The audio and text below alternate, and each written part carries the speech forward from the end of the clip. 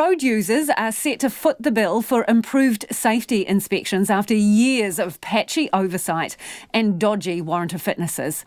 The government says the failings, detailed in 2 reviews released today, contributed to the rising road toll, and it wants to set things right. Charlotte Cook reports. Transport Minister Phil Twyford laid the blame for a rise in deaths on the road squarely at the feet of the previous National-led government. We're cleaning up a mess here that was left by the former National government. The report clearly documents massive regulatory failure for the 9 years that National was in office.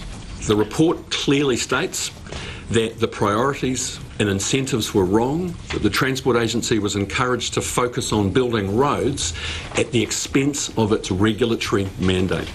National's transport spokesperson Chris Bishop rejects that. Well, I think it's disappointing that Minister Twyford's essentially using what's a very serious issue to make a series of political attacks on the National Party. That's not what the report says. The report makes it clear no one single person is to blame, no one single event is to blame. There was an accumulation of problems.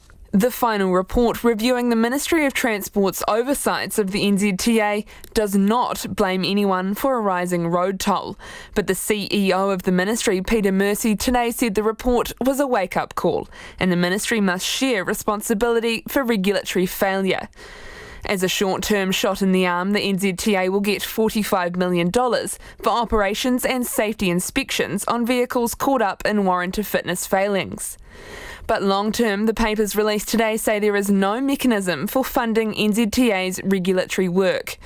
Mr Twyford says early next year, Cabinet will look at bringing in a system, recognising that better enforcement benefits all road users. We are going to commence a funding review of the Transport Agency, so a full policy process to consider exactly the capability that's needed, how much extra it's going to cost and how that will be funded. The Chief Executive of the Road Transport Forum, Nick Leggett, says everyone behind the wheel could be forced to pay up under that new system. We have some concern because it sounds as though the government are looking to add costs to all motorists and transport operators. We really need to see more detail about that and also understand the definition of what the problem is. Mr Leggett says truckers can't afford new levies and do not want to see a swing from under-regulation to expensive over-regulation. Another added cost, and it's not just the financial cost of more regulation, it's the time taken and having to jump through red tape and hoops that will actually slow down productivity. A Cabinet paper also says NZTA will demand that garages and certifiers have higher insurance cover.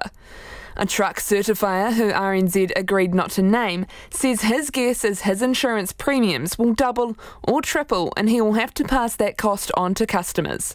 The head of the Motor Trade Association, Craig Pomari, says many garages have ignored his recommendations to have $1 million liability cover.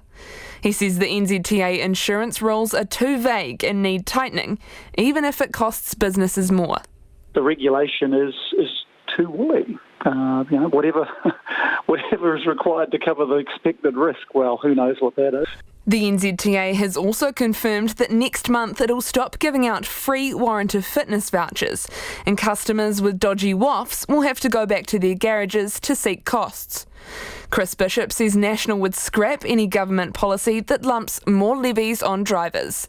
For Checkpoint, Charlotte Cook.